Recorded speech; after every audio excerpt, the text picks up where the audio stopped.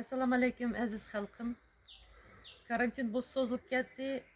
Sizlarni zerikmisin deb Muhammadjon akam Hafizovning so'ziga yozilgan naqsha Assalom hayot degan naqshni sizlarga sovg'a qilmoqchiman.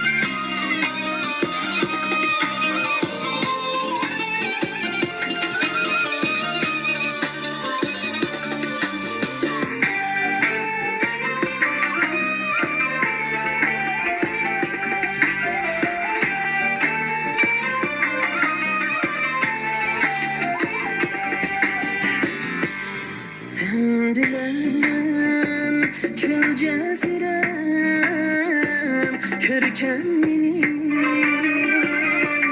sen bilen yarar hamam külken benim sen bilen endeşirek gülümdeydi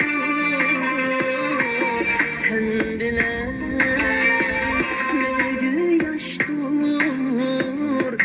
kendini Esselam ey mukaddes parlak hayat Esselam zikri çeksiz kaymak hayat Esselam tiriklikni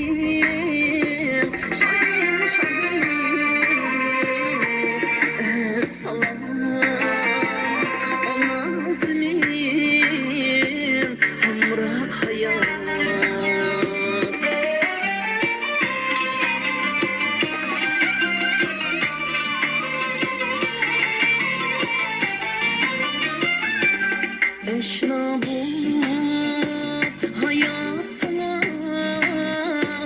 gül yaşlıyım Kili dolu seni suyup mayaşlıyım Her tağda ilham bilen sana baksam kalbimde